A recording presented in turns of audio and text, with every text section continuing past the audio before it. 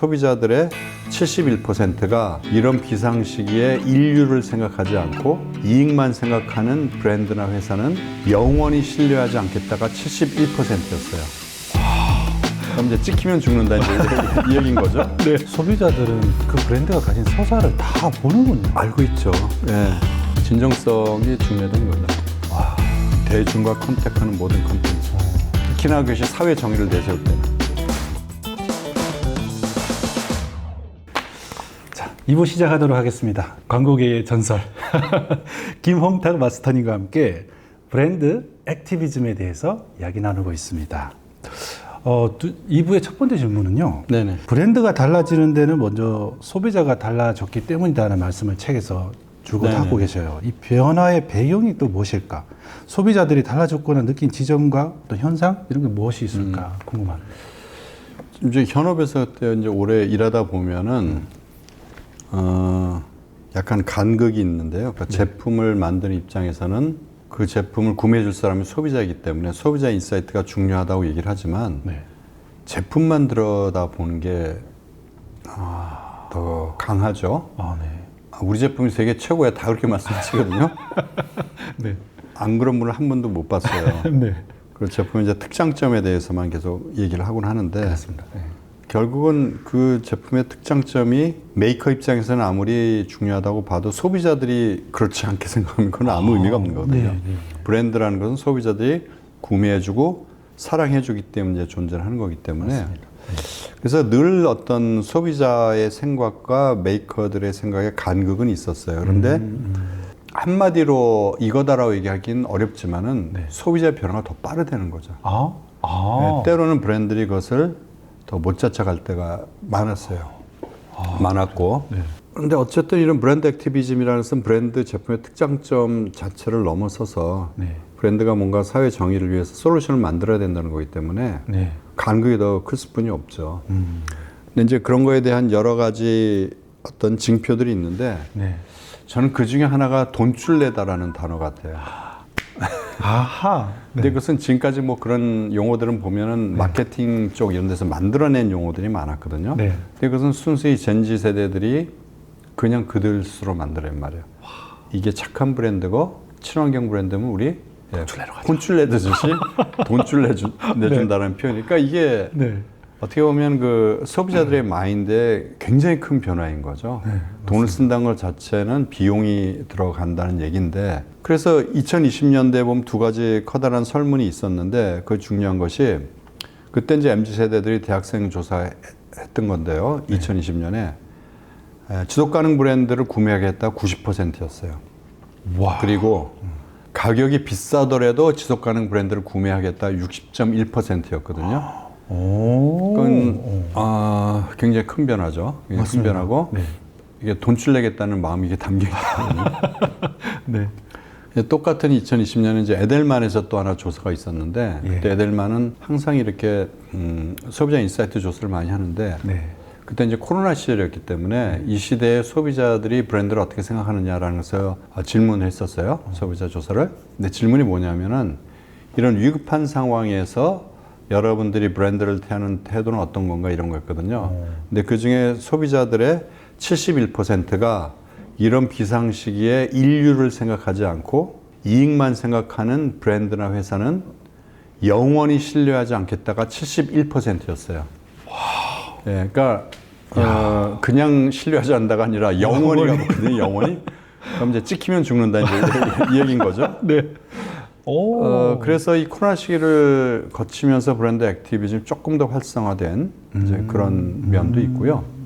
또 아까 돈줄 내다라는 표현에서도 이제 말씀드렸지만은 이러한 무브먼트를 좀 적극적으로 동조를 하고 이끄는 그룹들이 이제 젊은 세대, 젠지 세대라고 얘기를 할 수가 있는데 MZ 세대라고 얘기할 수 있는데 아시겠지만 이 세대들은 완전히 소셜 미디어 시대의 이제 세대들이기 때문에 맞습니다.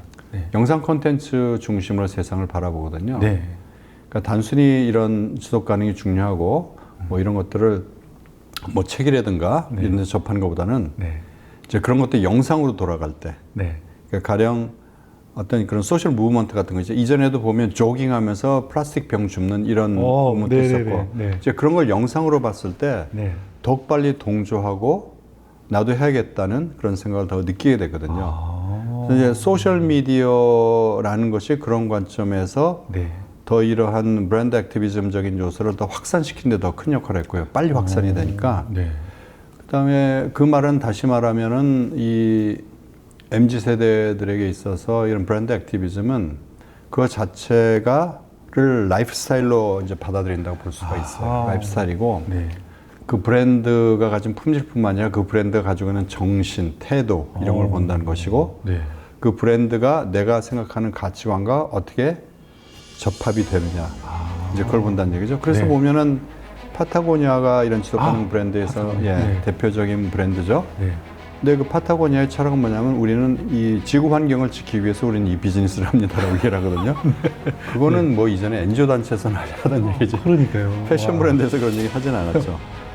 심지어 사지 말라고도 얘기하고. 이게 사지 말라고 얘기하죠. 우리 제품. 왜냐하면 구매 행위 자체가 탄소를 발생시키기 때문에. 그런데 재밌는 것은 사람들이 파타고니아를 구매를 할 때 사실 파타고니아가 뭐 디자인이 뭐 뛰어나서 구매하는 건 아니거든요. 네, 그런데 내가 구매할 때 지구 환경을 지키는 행위에 동참한다라는 생각 때문에 구매를 하는 거거든요. 이제 그게 중요한 거죠. 또 MZ 세대들 중에 이런 지구 환경이나 이런 쪽에 그런 소셜 무브먼트의 리더가 있는데 그 너무나 유명한 그레타 툰베리잖아요. 네, 네. 10대였잖아요. 이제는 없었던 거거든요. 그런데 아주 똑부러지게 자기 얘기를 하면서도 실제 행동에서도 그 구현을 하잖아요. 맞아요. 전 세계 돌아다닐 때 무동력선을 타고 다니잖아요. 그러니까요. 예, 엔진 넣는. 이제 그런 활동들이 더 신선하게 이제 보이는 거죠. 그런데 네덜란드의 모이안 슬라시라는 친구도 네. 자기가 그 바다를 좋아하는데 16살 때 바닷속에 들어갔는데 그 안에 그렇게 많은 플라스틱 병들이 떠다니는 걸 보고 이게 어떻게 된 거지 해서 바다 생태계를 지켜야겠다는 생각에서 그런 플라스틱 병을 수거하는 장치를 개발했잖아요. 네. 그래서 20세가 되기도 전에 크라우드 펀딩해서 비영리 단체를 설립했을 정도로 이제 젊은 세대 그런 영향력이 이제 더 커져가는 거죠. 그렇기 때문에 일단 소비자들이 지속 가능이라는 것에 대한 전폭적인 지지를 보내고 그것을 액션으로 참여할 생각이 있기 때문에 기업이나 브랜드에서는 그 부분에 대해서 좀 더 신경을 써야 되고 특히나 이제 진정성에 입각해서 그런 프로젝트들을 솔루션들을 개발을 해야 되는 거죠. 진정성을 여러 번 강조하셨는데 이제 워싱도 있잖아요. 네네. 그러니까 앞과 겉과 속이 다르기도 하고 네네네네. 기업이 가진 부정적인 이미지를 좀 바꾸려고 일부러 그런 게 하기도 하고 그러니까 진정성을 판단하는 어떤 기준이 있을까요? 그게 뭐 헌법에 정한 뭐 일주 뭐 이런 게 있는 건 아니고요. 네. 이제 그런 뭐 팩트들이 이제 드러나는 건데 네. 가장 뭐 많이 드는 사례 중에 하나는 이제 펩시콜라에서 네. Live bolder 그러니까 용감하게 살아라. 이제 그런 식의 TV 커머셜 하나 제작을 했어요. 네. 그게 뭐냐면 이제 Black Lives Matter 때 그 운동 있을 때 그 사건을 이제 활용을 한 거죠. 그러니까 이제 그런 쪽에 인권에 관련된 우리가 흔히 말하는 PC라고 하는 거, Political Correctness 이거에 관련된 게 많아지다 보니 펩시에서도 이제 하려고 했던 거예요. 근데 무려 그때 등장했던 셀럽이 켄덜 제너였어요. 아시죠? 예. 전 세계 최고의 어그로 집안이죠. 예. 그 모델병만 해도 어마어마했겠죠. 근데 그 내용이 뭐냐면 켄덜 제너가 약간 좀 화보 같은 걸 찍고 있었어요. 근데 이렇게 밖을 내다 보니까 사람들이 이렇게 이제 데모 행렬로 이렇게 가는 거죠. 그러니까 그게 이제 Black Lives Matter 이제 그런 것을 은유로 한 건데 그래서 자기들 이렇게 보다가 나도 참여해야겠지라는 생각이 드는 거예요. 그래서 립스틱 바르던 입술도 지우고 인위적인 걸 지운다는 거죠. 금발 가발도 벗고 그 시위에 동참해서 그러니까 순수한 마음으로 한다는 얘기죠. 그 다음에 저 앞에 있는 이제 경찰한테 가서 펩시콜라를 주는 거거든요. 제가 좀 말로만 전달했는데 진정성이 느껴지시나요? 아니요. 그거 보면 정말 이게 닭살이 돋는 그렇죠. 광고였거든요. 엄청나게 두드려 맞았어요. 그리고 그 광고를 24시간 하루 만에 내렸고 공식적인 사과를 했습니다. 그래서 가장 많이 나온 평이 그런 사회운동, Black Lives Matter 같은 그런 사회운동을 마케팅 툴로 활용을 하느냐, 마케팅 기믹으로 활용하느냐 이거였거든요. 그렇기 때문에 이런 브랜드 액티비즘이 그런 진정성을 확보하지 못하고 사람들 인식 속에서 마케팅하기 위해서 활용했구나 드는 순간 이제 더 큰 폭탄을 후폭풍을 맞는 거죠. 그래서 이제 진정성이 중요하다는 거고요. 나이키 같은 경우도 아까 말씀드린 콜린 캐퍼닉 그 프로젝트가 굉장히 호응을 얻었던 것도 사실 나이키도 1996년에 호되게 한번 혼났거든요. 이제 나이키가 물론 이제 공장 만드는 제조업을 이제 다 이런 그 당시에 우리가 흔히 말하는 뭐 제3세계 이런 데 많이 썼어요. 그래서 파키스탄에서 한 어린아이가 이 축구공 이런 거 스티칭하는 이런 장면이 나오면서 그런 아동 노동인 거죠. 그거를 어떤 시사 매체에서 고발을 한 거예요. 근데 이제 나이키 그때 입장은 뭐냐면 우리는 파키스탄에 있는 한 업체하고 공식적으로 맺은 거지. 그건 거기서 재하청을 줘갖고 생긴 문제이기 때문에 우리 책임 아니다라고 얘기를 했다가 더 큰 그냥 채찍을 맞은 거죠. 그래서 그때부터 나이키에서 CEO가 공식적으로 사과를 하고 아주 진정성 있게 사과를 하고 그 다음부터 그런 노동 조건이라든가 환경 이런 것에 대한 것을 레귤레이션을 정확하게 만들고 그것을 지켜왔어요. 그러니까 그 다음부터 나이키가 그런 모습을 보여왔기 때문에 콜린 캐퍼닉이 그런 것을 보여준 그 2019년 활동 때도 사람들이 그거에 대해서 문제를 제기하지 않고 이게 진정성이 있다고 생각을 했던 거거든요. 근데 펩시콜라 같은 경우는 뭐 그런 활동도 없었던 그런 상황에서 갑자기 그런 공감이 1도 안 가는 그런 광고를 만들었거든요. 그러니까 이제 사람들 반응이 이런 거죠. 왜 안 하던 짓 해? 안 하던 짓 해. 이런 거죠. 예. 소비자들은 그 브랜드가 가진 서사를 다 보는군요. 알고 있죠. 예. 그래서 이제 철퇴를 맞서 진정성이 중요한 거고. 근데 그런 진정성이 꼭 이런 브랜드 액티비즘이나 이런 광고 마케팅, 브랜딩 쪽에서만 있는 것이 아니라 영화에서도 그러니까 대중적인 컨텐츠라고 생각하면은 그걸 굉장히 중요시해야 되는데 그 헐리우드 영화에서도 좀 그런 것들이 발생을 했었거든요. 그 예를 들면 엄청난 카르텔들이 좀 위험해지고 있잖아요. 그래서 뭐 파라마운트 뭐 이런 지금 뭐 헐리우드 그쪽에서 뭐 거의 10만 명 이상이 해고됐다고 해요. 그러니까 우리가 흔히 하는 뭐 MGM이라든가 워너브라더스라든가 파라마운트 이런 데가.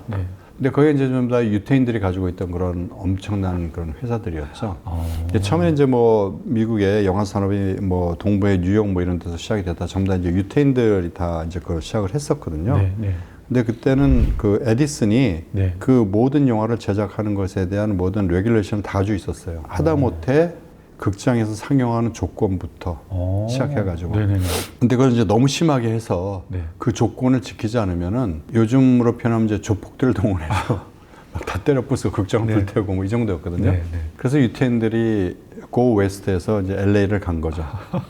너무 좋은 거예요. 그건 뭐 그 당시만 해도 그냥 다 빈 땅이었고 땅값도 싸고 뭐 1년 360일 햇빛이 쨍쨍하니까 조명도 필요 없고 조명도 필요 없고 그래서 거기서 엄청난 산업을 일으켰던 거죠. 거의 이제 완전히 독점을 하다가 도전을 받은 것이 뭐 OTT 아시겠지만 넷플릭스 그 다음에 독립영화사 작은 영화사에서도 극장에서 상영하더라도 엄청나게 관객들 모았거든요. A24 같은 들어보셨겠지만은 뭐 거기서 뭐 문라이트에서 우리나라 미나리도 있었고 그 다음에 그 Everything Everywhere All at Once라고 하는 그 영화도 그 아카데미에서 7개 부분을 받았어요. 그러니까 이 헐리우드의 그 빅 컴퍼니에서는 그것을 허용할 수가 없는 자존심의 문제가 이제 됐었던 거죠. 그래서 이제 헐리우드가 이제 무리수를 두게 된 게 돈을 더 많이 써서 막 CG를 갖다 발라가지고 거의 뭐 영화 한 편 제작당 뭐 2천억에서 3천억 들어가면서 뭐 그러니까 뭐 마블, DC 뭐 다 이런 영화들이에요. 그렇습니다. 이제 그것에서 이제 흥행을 이제 보려고 했었죠. 다른 독립영화사나 이런데 OTT에서 볼 수 있는 걸 보여주겠다. 근데 이게 조금 이제 통하는 걸 싶었는데 그것도 이제 식상해지다 보니 그것에 이제 계속 후속편을 만들면서 PC를 어줍지 않게 느끼기 시작한 거예요. 폴리티컬 커뮤니스트. 그러니까 예를 들면 뮬란 같은 경우 2020년 영화 보면은 거기서 이제 여성의 주체성, 그다음에 동양 문화에 대한 존중, 뭐 이런 걸 집어넣는다 해서 사실은 이게 중국 시장을 겨냥한 거거든요. 그러니까 중국 사람들 취향에 맞게 만든 거예요. 주인공도 그렇고 동양 정서도. 근데 겉으로는 이제 그런 PC를 내세우면서 알고 있는 장사 속인 거죠. 그다음에 그것을 신장 위구르 지역에서 거의 촬영을 했거든요. 근데 신장 위구르 지역 정치적으로는 계속 분쟁이잖아요. 거기는 사실 중국 땅이 아니거든. 아시겠지만 거기는 오히려 중앙아시아랑 더 가깝고 문화라든가 이런 거 언어도 완전히 다르고 그리고 심지어는 그 크레딧에다 신장위구르의 공안들에게 감사를 표시하는 촬영 잘 해줘서 고맙다는. 와, 못 봤습니다, 그거를. 엄청 욕 먹었어요. 비판을 엄청나게 많이 받았어요. 이제 이런 것들이죠. 진정성이 이제 1도 없다는 거죠. 네. 그다음에 이제 터미네이터 같은 경우도 그때 다크 페이트라고 하는 2019년 그 영화가 있었는데 네. 그것도 똑같은 거예요. 그래서 여성 주인공 3인방을 등장을 시켰거든요. 그렇게 하면서 기존에 있었던 그게 뭐 남성 위주의 영웅 서사였건 간에 네. 어쨌든 독자들 입장에서는 터미네이터가 가지고 있었던 그 서사의 흐름 있잖아요. 레거시가 있잖아요. 그렇죠. 예. 예. 그런데 그 영화의 주니어였던 에드워드 펄롱이었죠. 네네네. 그 존 코너 역으로 나온. 맞습니다. 예. 그 친구가 5분 만에 죽어요. 그러니까 이 영화 팬들 사이에서는 이해할 수 없는 진정성이 없다는 거죠. 그 어줍지 않은 PC, political correctness 때문에 이런 식으로 그 전에 서사의 레거시를 망쳐버린다는 게 니네들이 진정성이 있다면 그러면 여성들이 주인공을 하는 완전히 새로운 영화를 만들든가. 그렇죠. 돈 벌기 위해서 후속편을 만들면서 거기다 어줍지 않게 PC를 집어넣느냐. 그런 진정성에 완전 문매를 맞고 이게 한 1억 8천만 달러? 예. 정도의 비용이 들었는데 적자가 1억 달러였어요. 세상에. 진정성이 중요하다는 거죠. 와, 그렇군요. 브랜드에서뿐만이 아니라 대중과 컨택하는 모든 컨텐츠. 특히나 그것이 사회 정의를 내세울 때는. 이해가 됩니다. 꼭 아까 이제 헌법은 규정하지 않아도 소비자들은 다 알고 있죠. 알죠. 그 펩시 광고 리브 볼더라고 하는 걸 한번 보시면은 이게 그냥 뭐 내가 뭐 대법관이라도 금방 판단이 돼요. 브랜드 액티비즘이라는 말을 용어로 처음 들었을 때는 제가 매칭이 잘 안 됐었어요. 그 브랜드라고 하는 거는 지금까지는 기업의 어떤 이윤을 위해서 천병 역할을 해왔던 것이고, 액티비즘이라고 그러면은 뭔가 행동하면서 기존에 있던 틀을 바꾸거나 저항하거나 뭐 그런 개념이었는데, 브랜드 액티비즘이라는 단어를 처음 들었을 땐 이게 맞나? 이해가 잘 안 됐었거든요. 네. 그 제가 책에도 썼지만은 얼핏 생각에 뭐 자가당착, 앞뒤 도착 이렇게 생각할 수 있겠죠. 네. 그런데 아까도 뭐 칼뱅부터 이제 얘기를 했지만은 원래 이 자본주의 사회의 근간은 그런 곳에 있었거든요. 사악함에 물들지 말고 옳은 방향으로 나아가라는 게 기저에는 있었다는 거죠. 왜냐하면 가장 중요한 근본적인 사고나 이런 것들은 그것도 DNA처럼 전수가 되거든요. 그러니까 우리 하나님 DNA라면 어떤 육체적인 지인이 계속해서 이제 되물림되는 걸 생각하는데, 다윈의 진화 이론을 그 다음에 크게 확장시킨 사람이 이제 리차드 도킨스잖아요. 다윈이 인간의 하나의 개체 입장에서 그런 진화를 얘기를 했다면, 도킨스는 그 중에서도 DNA만 팍 뜬 거거든요. 그러다 보니까 이제 이기적 유전자라는 제목의 책에 나오듯이. 그래서 주변의 그런 진화학자로부터도 많이 야단을 맞았어요. 당신이 다윈 다음으로 한 게 뭐가 더 있냐. 개체만 DNA로 바꿨지. 하도 욕을 먹으니까 증보판에서 챕터 하나 더 넣었어요. 그게 밈이거든요. 밈. 문화적 유전자. 예, 문화적 유전자. 그러니까 이런 육체적 유전자뿐만이 아니라 문화적인 유전자도 세대에서 세대로, DNA가 육체에서 육체로 물려받는 거라면 그런 문화적 유전자는 머리에서 머리로 유전이 된다라는 거죠. 그러니까 지금 짤이라는 것은, 밈이라는 것은 원래적 의미에서 조금 정확히 맞지는 않죠, 사실. 돌아다닌다는 것은 맞는데 정확하게 맞지는 않는데 그런 게 있거든요. 그러니까 서구 사상에서는 그게 알게 모르게 이제 몸에 배겨 있는 거고, 그다음에 자본주의는 서구에서 태어난 거기 때문에 그 정신이 있는 것을, 기본 정신 이제 그게 있는 거고요. 그다음에 이제 브랜드의 역할도 계속해서 이제 시간이 지나면서 변화를 해야 되는데, 아무래도 초창기에는 브랜드의 문제점을 가지고 소비자들이 불평을 드러났던 것들이 품질에 관련된 것들이 이제 많았거든요, 사실은. 굉장히 어떤 정제된 고품질의 이런 제품을 만들 수도 없었던 시대가 있었잖아요. 당시 그러다 보니까. 근데 지금은 품질이 좋다는 거는 그냥 디폴트거든요. 기본적인 기본이거든요. 그러다 보니까 소비자들이 브랜드에 대해서 요구하는 것들이 더 많아지는 거예요. 그러니까 어떻게 보면 요즘에 그 매니팩처 하는 그런 물건이나 서비스 만들어내는 사람들은 이전보다 훨씬 힘들어진 거죠, 사실은. 그 다음에 그런 불만, 불평상 잘못된 것은 소셜을 통해서 빨리빨리 돌아가기 때문에 네. 사실 요즘에 너무 이제 기업이나 장사 사업하기 힘들다고 말씀하세요. 예. 근데 그 중에 하나가 환경, 사회 정의 이런 거에서 브랜드 너희들도 일을 해야 돼라는 암묵적인 푸시가 있는 거죠. 근데 그렇게 된 데는 지금 뭐 눈만 뜨면은 계속 나오는 게 뭐 환경 문제, 네. 뭐 계속 나오잖아요. 가장 기본적인 환경 문제고. 맞습니다. 그러니까 기업이나 브랜드 차원에서도 이제 그것에 대해서 신경을 안 쓸 수가 없는 거고요. 네. 더더군다나 이제 그게 어떻게 보면 좀 CSR이라고 하는 기업 차원에서 네. 브랜드 액티비즘이라는 브랜드 차원에서 내려오는 게 아까 처음에도 브랜드가 이제 친구처럼 네, 사람처럼 생각했다 하는데 네. 사실 저도 이 모바일 폰이 친구이자 제 비서이거든요. 네. 그래서 그런 얘기가 있어요. 사람들이 아침에 일어나자마자 하는 일은 딱 두 가지다. 모바일 폰을 들여다보거나 오줌을 누면서 모바일 폰을 들여다보는 거다. 두 가지 얘기를 하거든요. 와, 누가 보는 것 같다고. 맞죠?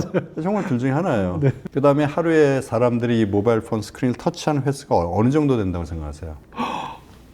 엄청 많을 것 같습니다. 2,000회가 넘는데요. 그리고 지금 이게 없으면 아무 일도 못 하잖아요. 그렇죠. 아마도 하루 중에 가장 멘붕은 출근했는데 폰을 두고 온 걸 거예요. 네. 그럼 도로 가야 되죠, 바로. 배터리가 나간 순간 이런데. 아니면 이제 뭐 그 화장실에 빠졌다. 양변기에. 그게 가장 큰 멘붕이죠. 네. 그만큼 우리는 지금 이게 없으면 아무것도 못 한다는 거예요. 주식 거래까지 이걸로 다 하는데. 그러니까 가령 저는 비서 같다는 느낌이 들거든요. 그렇기 네. 때문에 이런 브랜드가 뭔가를 할 수 있다고 하면은 사회 정의를 수행하거나 브랜드 액티비즘적인 활동을 할 수 있다 그러면 훨씬 더 그것을 사람들이 느끼는 친밀도가 더 강화되는 거예요. 네. 어떤 기업에서 뭘 했다고 또 박수를 쳐주지만 이제 그런 관점도 있어요.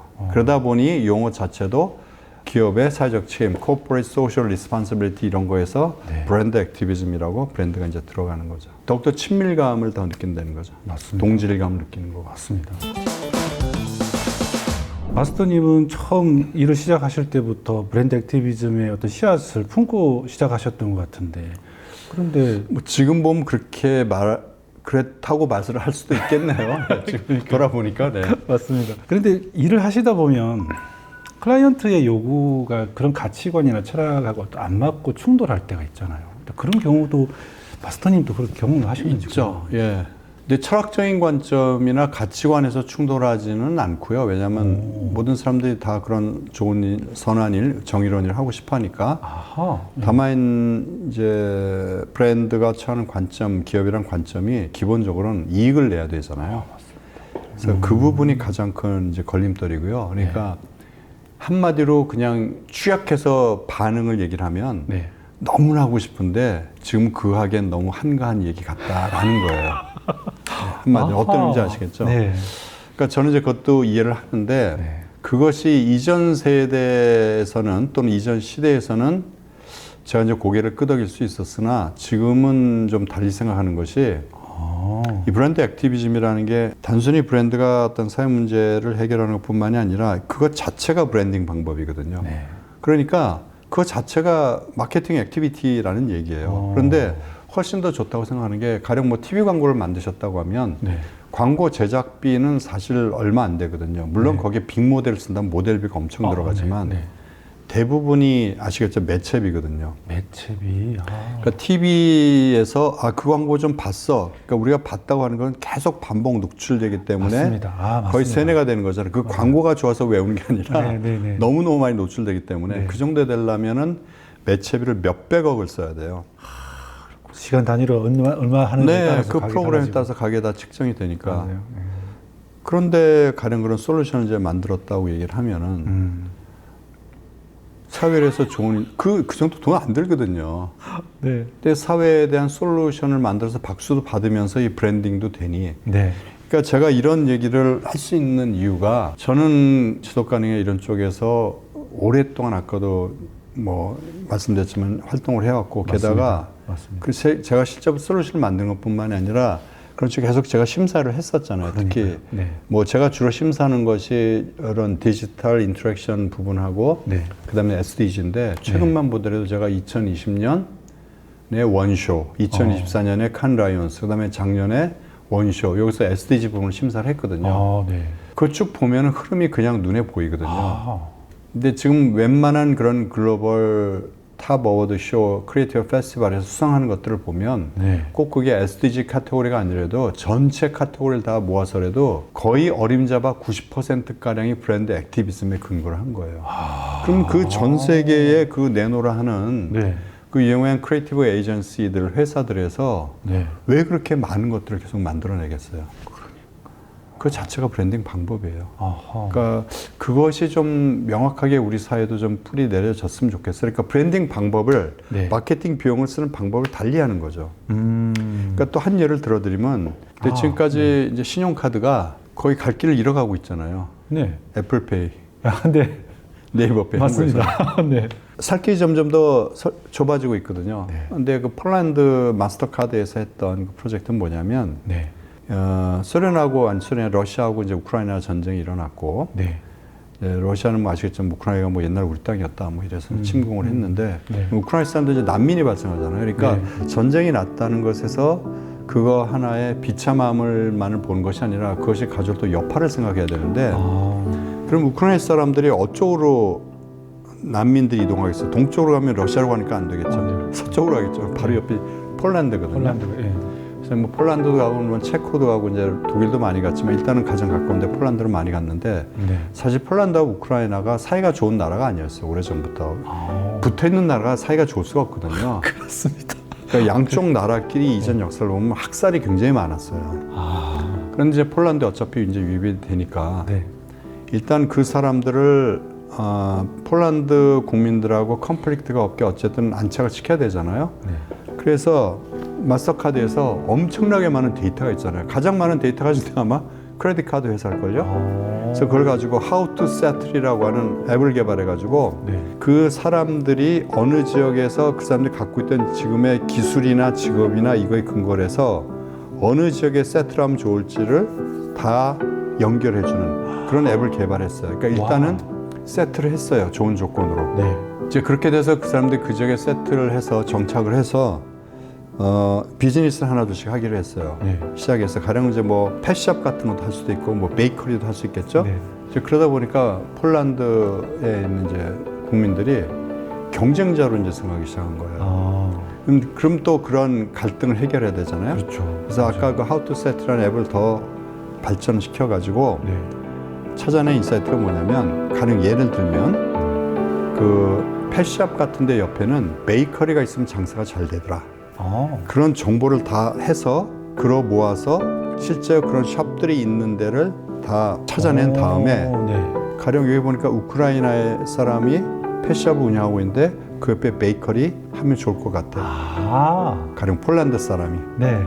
그런 정보를 주는 것들을 또 만들었어요. 야, 그 데이터가 있으니까 가능한 되게 가능한 거죠. 와. 그러니까 2번 연속 그것 때문에 지금 마스터카드가 그거 가지고 네. 전 세계 크리에이티브 상을 휩쓸면서 어허. 야, 이제 크레딧 카드가 가야 될 방향을 저렇게 잡고 있구나. 단순히 이것은 물건을 사고 파고 뿐만이 아니라 네. 이제 그들이 가지고 있는 데이터를 어떻게 크리에이티브에 활용하느냐까지 서비스 영역을 넓히고 있다. 이제 그게 브랜드 액티비즘이거든요. 네.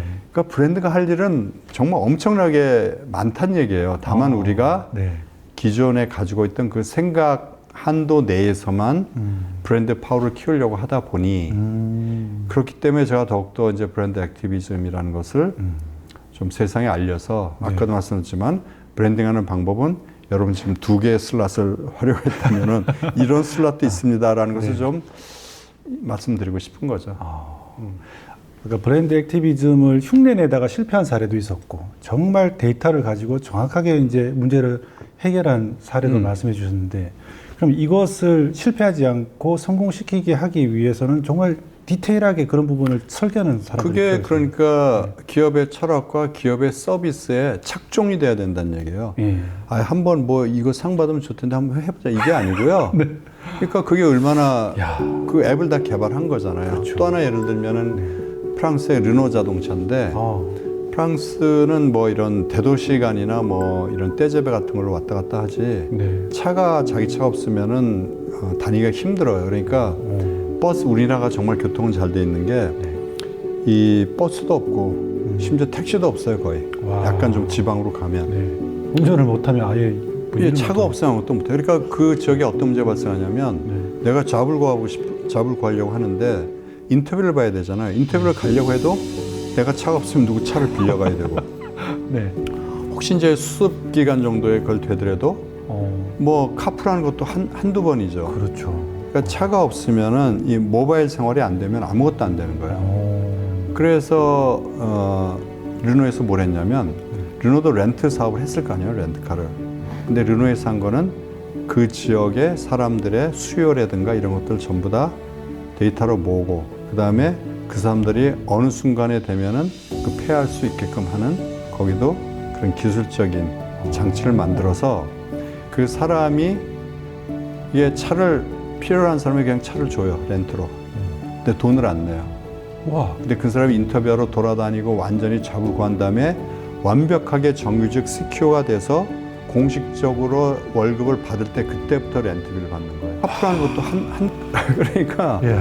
기존에 뭐 르노 같은 데서 하던 이제 그런 비즈니스를 네. 어차피 먼슬리로 받는 거죠, 렌트카 같은 것들을.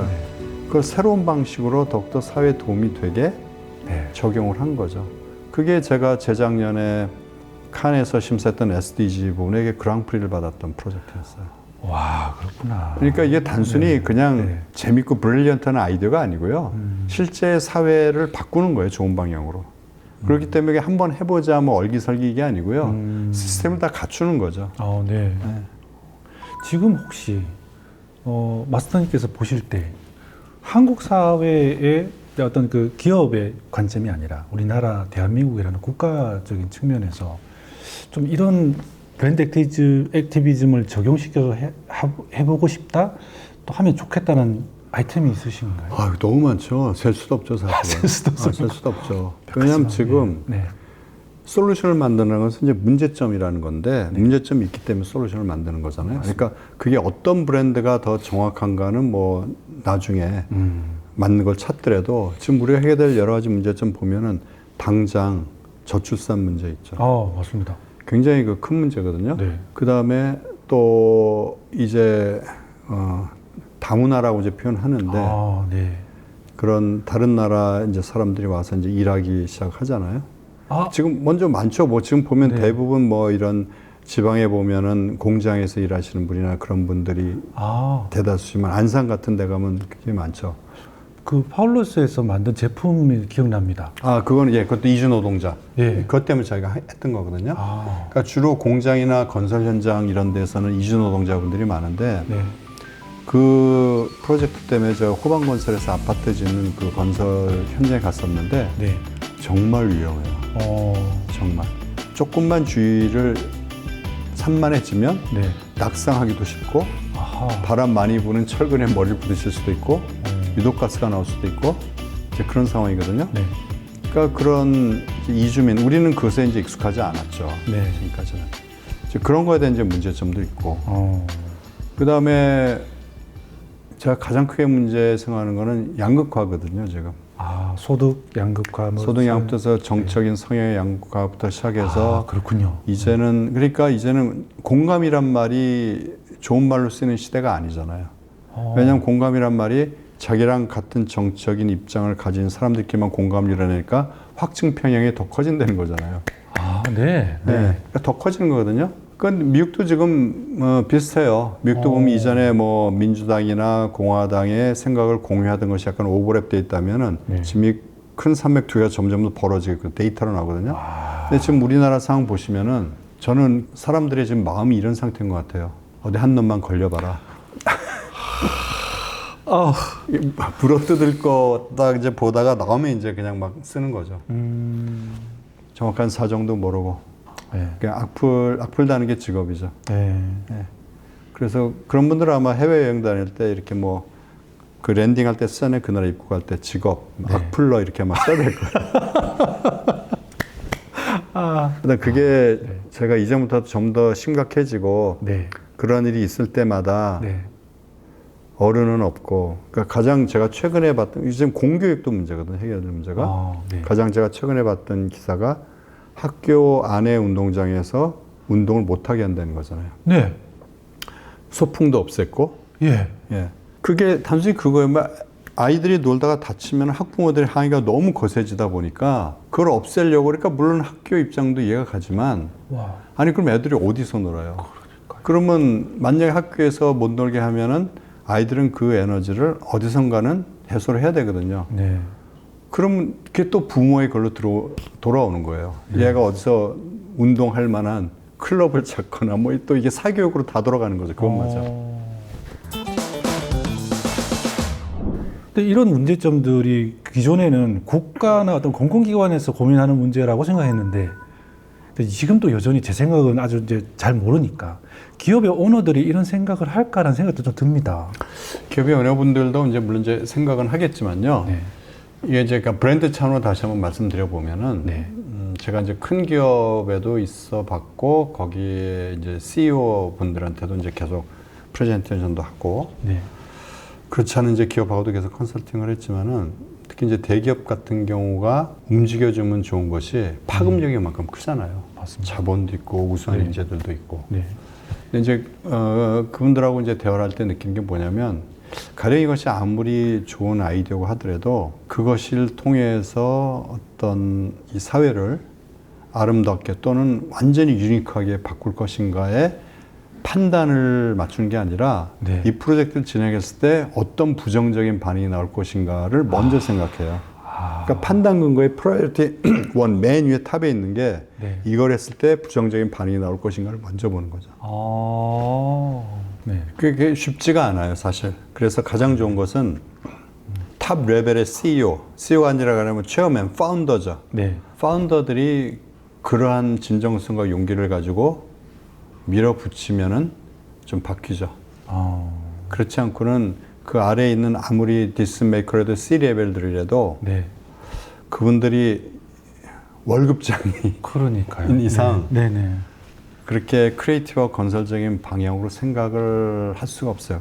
왜냐하면 네. 아까 나이키가 가장 좋은 사례인데 나이키가 엄청나게 리스크 테이킹 할 각오라고 그걸 한 거잖아요. 그렇습니다.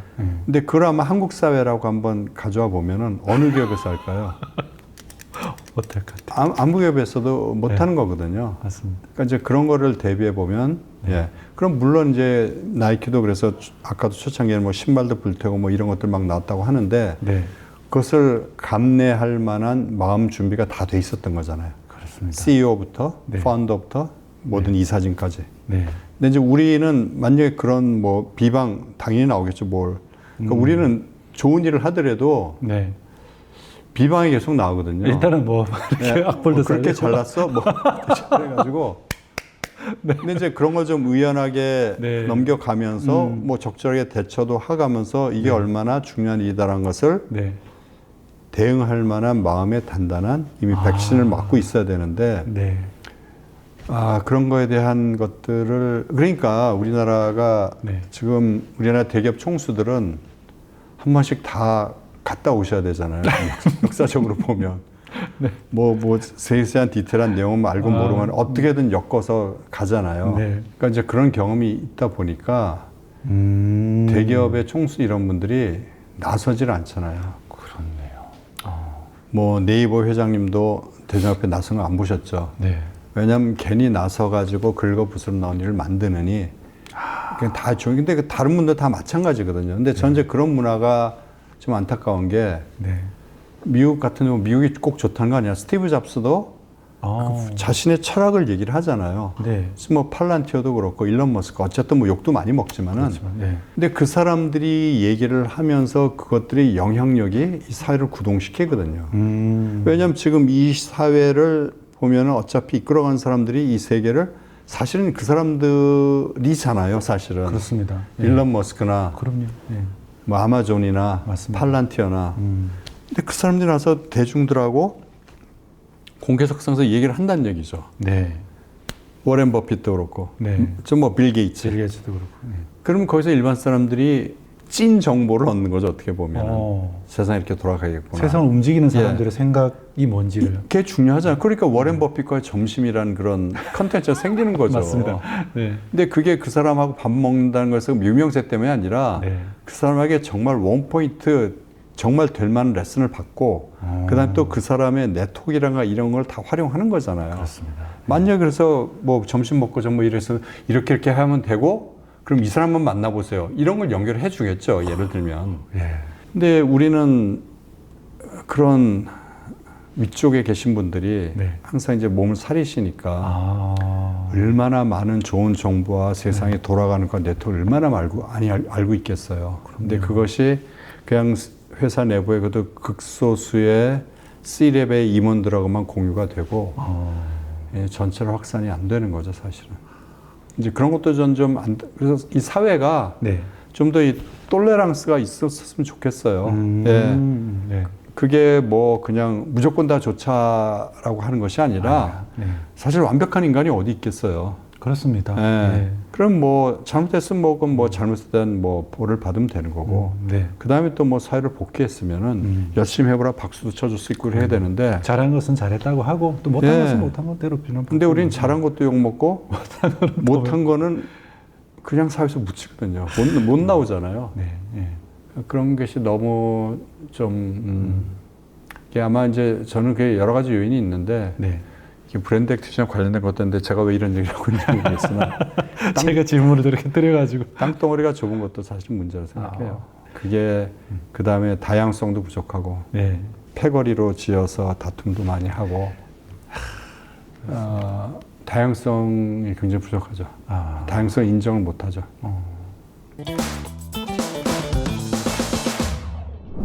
전체 오늘 이제 이야기를 마무리 짓는 이제 질문으로 들어갈 건데, 저는 한 업계에 오랫동안 긴 세월 동안 몸담으신 분들의 통찰을 좀 듣고 싶습니다. 늘 그런 분들 만나면요. 그래서 드리는 질문인데, 광고라고 하는 것을 문화라고 네네네. 정의를 하셨어요. 네네. 광고라든가 TV, 미디어는 어떤 것보다도 빨리 변하고 민감하고 대중의 어떤 욕망이라든가 이걸 가장 빨리 체크를 하는 분야인데, 그래서 이 변화도 가장 빠르게 체크하고 계시지 않을까. 지금까지 브랜드 액티비즘이 이렇게 자리를 잡고 있는데 또 그 다음은 뭘까? 아니면 이 변화에서 가장 중요한 뭔가 핵심은 뭘까? 저는 마스터님의 통찰을 좀 듣고 싶습니다. 미래가 어떻게 될 것인지 뭐 제가 점장이가 아니니까 얘기할 수는 없지만은 네. 어쨌든 이게 전 세계가 하나의 글로벌 빌리지가 이제 됐잖아요. 네. 그러니까 그 용어를 이제 그 마셜 맥루한이 처음에 썼는데 네. 그 용어가 참 특이한 게 글로벌이란 말은 굉장히 그 어떻게 보면 좀 미래지향적이고 과거 얘기가 아니고 그런데 글로벌 스페이스란 단어를 안 쓰고 글로벌 빌리지라고 했어요. 빌리지는 굉장히 이전 마을 얘기거든요. 네. 그 말은 뭐냐면 이 전 세계 하나 우리가 마을에 살던 때처럼 됐다는 얘기죠. 옆집에 쌀도 뿌러가고 뭐 이런 식의 가족처럼. 그냥 한 집처럼 됐다는 얘기거든요. 예. 사실 그렇잖아요. 그래서 우리가 뭐 네. 이전에 뭐 내가 농사를 짓고 옆집에 누구는 철물점을 하면은 네. 여기선 쌀을 사가고 우리는 거기서 뭐 망치도 사고 했듯이 네. 자원들이 다 나라마다 있으니까 우리가 여기서는 이 자원 사오고 우리는 여기서 뭐 수출하고 해가면서 그러면서 사는 거잖아요. 그게 확장이 된 거거든요. 그러다 보니 뭔가 어떤 새로운 컨셉이라든가 새로운 무브먼트라든가 이런 게 있으면은 금방 확산이 되거든요. 가령 한 집에서 누가 이번에 아들 낳았대 금방 퍼지듯이. 네. 이제 그러다 보니까 공동 운명체가 된 거예요. 지구가. 그러다 보니 같이 해결될 문제들이 생기는 거죠. 이제 그 중에 이제 가장 큰 것이 저는 지금 이제 환경이라고 하는 거거든요. 그러다 보니 모든 사람들이 이제 그거에 대한 생각은 공통적인 거예요. 물론 이제 환경 말고도 있죠. 질병하고도 싸워야 되고 지금 계속되고 있는 말도 안 되는 전쟁하고도 그렇기 때문에 이게 뭐 또 어떤 새로운 용어가 나올지는 모르겠으나 지속 가능이라는 화두는 계속 가는 거죠. 왜냐하면 환경은 더 안 좋아질 것이고 잘 유지하는 것만 해도 바이러스 말씀드렸지만 지금 160만 개의 바이러스가 있는데 우리가 알고 있는 건 3천 개, 한 0.3% 수준이라고 하거든요. 언제 또 그러니까 이번에 코로나 같은 경우는 우리가 그나마 운이 좋았던 게 그러니까 우리가 보시면 이전에 사스도 있었고 메르스도 있었고 신종플루도 있었고 계속 바이러스가 있었는데 그게 이제 짧은 시간에 끝났기 때문에 우리가 지나쳤던 거지 이번에는 길게 갔잖아요. 한 3년 가까이. 그래서 팬데믹이 또 올 가능성이 있다는 얘기죠, 이런 바이러스. 그런데 거기 플러스 사망률도 높은 치명적인 바이러스가 온다면 이전에 우리가 뭐 패스트 유럽에서 번졌을 때 유럽의 3분의 1이 죽었듯이 그런 게 오지 않는다는 보장은 없는 거죠. 그렇습니다. 네, 모르는 거죠. 그다음에 뭐 전쟁이 또 뭐 어디에서 뭐 어떻게. 맞아요. 지속 가능이라는 그 주제가는 계속 될 것이고 이제 그것을 해결하기 위한 방법은 여러 가지 솔루션이 이제 다방면으로 나오겠지만 그것은 정책적인 분야에서 나올 수가 있고 또 이런 이제 국제 기구에서 조직적인 차원에서 나올 수도 있고 일반 시민 차원에서 나올 수도 있고 어떤 브랜드 차원에서 나올 수도 있고 기업 차원에서 나올 수가 있겠지만은 네. 변하지 않는 건 지속 가능이라는 화두일 것 같아요. 책에서는 지구 방위대가 나와야 된다고 말씀하시는데 네. 그런 지구촌 사회에서 일어나는 뭐 우리 지구에 살아가는 모든 사람들이 공통으로 겪어야 될 문제니까. 그렇죠. 그러니까 지금 전쟁 딴 데서도 우리가 직격탄 받잖아요. 그렇습니다. 네, 맞습니다. 기름값 오르고 또 사람들이 소비가 위축이 되고 그러니까 그게 한 마을이에요 지금. 방금 말씀하신 내용이 사실 독자들에게 전하는 가장 큰 메시지일 것 같긴 한데요. 예. 그래도 이제 마무리하면서 이 책은 참 다양한 사람들이 읽을 것 같습니다. 기업의 오너부터 시작해서. 그랬으면 좋겠네요. 네. 그래서 이 책을 읽는 독자들께 꼭 한번 전하고 싶은 중요한 메시지가 있다면 마무리해서 부탁드리겠습니다. 지금 이 세상에는 좀 읽어야 될 책들이 넘치죠. 근데 점점 더 이제 책을 안 읽는 이제 네. 시대가 되고 있다고 하는데 네. 특히 이제 뭐 AI 때문에 AI가 뭐 다 정리해준데 무슨 읽을 필요가 있어라고 얘기를 하는데 네. 이제 첫 번째 얘기는 뭐냐면 AI 시대일수록 책을 더 읽어야 된다는 그래야 살아남을 수 있다는 얘기를 말씀드리고 싶은데요. 그 이유는 AI가 발전하더라도 결코 넘볼 수 없는 것은 인간의 경험이거든요. 네. 예, 그 경험에서 나오는 이제 휴먼 인사이트인 거죠. 네. 그러니까 인간의 경험을 대체할 수는 없거든요. 네. 근데 그런 자신의 인간의 경험을 풍부하게 하려면은 자신만의 사고로서 세상 돌아가는 이치를 깨닫고 인사이트를 찾으려면 책을 봐야 되거든요. 네. 근데 여러분들이 아시겠지만은 책을 소개하는 이런 유튜브 영상들 많은데 그거 보시는 것은 얼개는 알 수는 있겠죠. 근데 책을 실제 읽었을 때하고는 정말 엄청 하늘과 땅 차이가 납니다. 맞습니다. 그래서 반드시 책을 읽으셔서 여러분의 생각으로 이 책이 어떤 내용을 전달하고 있다는 것을 여러분 생각으로 만드는 그 과정이 중요하고요. 네. 그 훈련이 있어요. 그러니까 인간이 절대 버리지 말아야 될 것은 thought leadership이라고 생각하거든요. 생각의 리더십. 왜냐하면 AI를 도구적으로 우리가 활용할 수는 있어도 근데 지금 벌써 우려되는 게 생각을 외주를 주잖아요.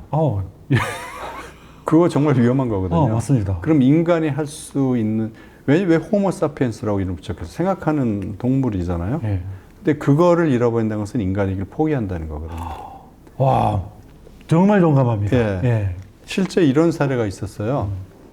이거 실사례에서 제가 교수님한테 들었는데 이제 답안을 보니까 아이들이 그 AI 돌린 게 이제 다 나오더라는 거죠. 그래서 학생 불러가지고 이거 AI 돌려서 쓴 거잖아 그랬더니 맞긴 한데 이건 제 생각이에요 이러더라는 거예요. 왜냐면 제 생각이 있어갖고 요청해서 이제 받은 거라는 거죠. 그럼 알겠다 그러더니 백지 하나 주면서 그러면 네가 지금 이 문제에 대해서 한번 써봐. 오. 근데 얘가 못 쓰더래요.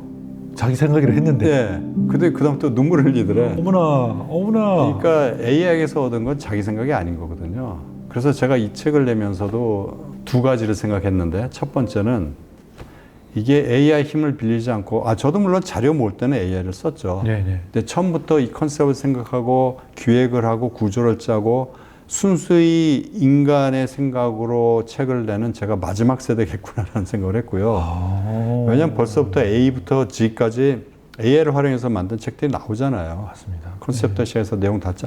그게 어떻게 인간의 생각이 거기 들어갔다고 할 수가 있나요? 맞아요. 그거가 하나 있고 그다음에 또 책 내면서 또 하나 느낀 게 이번 출판사에서 제가 글을 중문 연결된 문장을 다 쓰겠는데 그걸 전부 다 단문으로 다 고치셨더라고요. 긴 글을 못 읽는다는 거예요. 그런데 그럼 이제 그 글 쓴 사람의 고유의 스타일 문체가 사라지는 거거든요. 그렇습니다. 예. 근데 그게 요즘 그래야 뭐 책이 팔도 독자들이 이 문해력이 떨어지고 그걸 못 참다고 그래서 근데 중문이라는 것은 또 그것만의 매력이 있거든요. 사실은. 있습니다. 맞습니다. 예. 근데 제가 그래서 중요한 부분 제가 이제 다시 고치긴 했지만 그냥 출판사 입장을 따르기로 한 게 사실 이게 제 소설책이라고 했으면 그건 제가 절대 타협을 안 했을 거예요. 근데 이제 이것이 이제 지식을 전달하는 거니까 네. 지식이 제대로 전달되면 되겠다는 생각에서 이제 그 원칙을 따랐는데 요즘 모든 출판사 다 그렇다는 거예요. 그러니까 이게 사람들의 참는 그 스팬이라고 하죠. 그 참을성 있는 그 시간이 줄어드는 거예요. 점점 더. 뭐 누구나 지금 다 하는 얘기인데 네. 이제 조급증이 이제 생기는 거고 네. 그 다음에 더더욱 생각은 안 하려고 하는 거고. 네. 그러니까 쇼폼이나 이제 이런 걸 통해서 도파민이 나오는 속도가 좀 더 빨라지잖아요. 그럼 그건 네. 정상적인 도파민의 생성 형태가 아닌 거거든요. 그게 정상적으로 돼야만 이제 도파민 보상이라고 이제 학자님들이나 의학계에서도 얘기를 하는데 그래서 제가 드리고 싶은 말씀은 일단 책을 읽으셔야 된다. 책이 정말 중요하다라는 건 이제 하나 하고 그 많은 책들 중에서 이 브랜드 액티즘을 왜 읽으셔야 되느냐. 예. 네. 본인하고 이제 상관이 없을 수도 있을 거예요. 하지만 여기서 얻을 수 있는 팁은 지금 지속 가능이라는 주제가 얼마나 중요하고 그걸 위해서 심지어 상업 쪽이라고 생각했던 물건을 팔려고만 했던 이런 기업과 브랜드 차원에서 그걸 위해서 어떤 솔루션이 만들어지고 있는지를 아셔야 된다는 얘기죠. 네. 그리고 그 솔루션이 너무나 중요한 게 이제 기술의 시대가 되다 보니까 AI를 여기서 활용하죠. 그러니까 어떻게 AI를 활용해야 되는 거라는 좋은 내용들이 여기 나오거든요. 근데 그렇게 AI를 활용한 것은 인간은 AI를 도구로 활용한 거지 네. 그것에 대한 문제점을 정의를 하고 그 다음에 데이터를 돌려가지고 AI를 이렇게 활용해야 되겠다 해서 솔루션을 만드는 것은 인간의 생각이었거든요. 네. 그런 것들을 솔루션을 보면서 배우실 수가 있다는 얘기예요. 맞습니다. 예. 맞습니다. 크리에이티브합니다. 예. 그래서 그냥 제가 늘 얘기하는 게 기술은 기술일 뿐이고 네. 거기에 크리에이티브가 접목이 돼야만 네. 그때 화학적인 반응이 일어난다. 그러니까 그것은 물리적인 결합이 아니라 A와 B가 아닌데 접착제로 붙인 게 아니라 섞여서 새로운 걸 만들어낸다. 그게 이제 크리에이티브 솔루션이거든요. 그렇군요. 그래서 제가 요즘 또 이제 밀고 있는 제 세미나의 제목 하나가 지금 벌써 해외에서 한 3번 정도 됐는데 로직 투 매직이에요. 그러니까 로직은 말 그대로 기술 얘기를 한 거고 거기에 크리에이티비티가 화학적인 작용을 위험한 로직이 매직으로. 매직은 완전히 다른 거잖아요. 네. 와. 단어를 어떻게 그렇게 정교하게 만드시는 거예요? 직업이 그거예요. 맞다. 오늘 정말 귀한 얘기 감사합니다. 아유, 초대해서 너무 감사합니다. 예. 너무 재밌게 얘기를 했어요. 그래요? 네. 제가 이렇게 좀 실없는 얘기도 했는데. 너무 좋은 이야기였습니다. 책은 물론 당연히 여기는 기업 오너들, 의사 결정을 하시는 분들이 당연히 읽어야 보시면 되겠지만, 좋을 것 같아요. 그죠? 네. 반면에 소비자들도 당연히 보셔야죠. 맞습니다. 지금 소비자가 아닌 사람은 없으니까요. 이 책을 통해서 브랜드 액티비즘의 중심에 서 있는 우리 소비자들의 역할도 한번 생각해 보시면 좋겠습니다. 오늘 귀한 이야기 감사합니다. 너무 고맙습니다. 감사합니다. 네.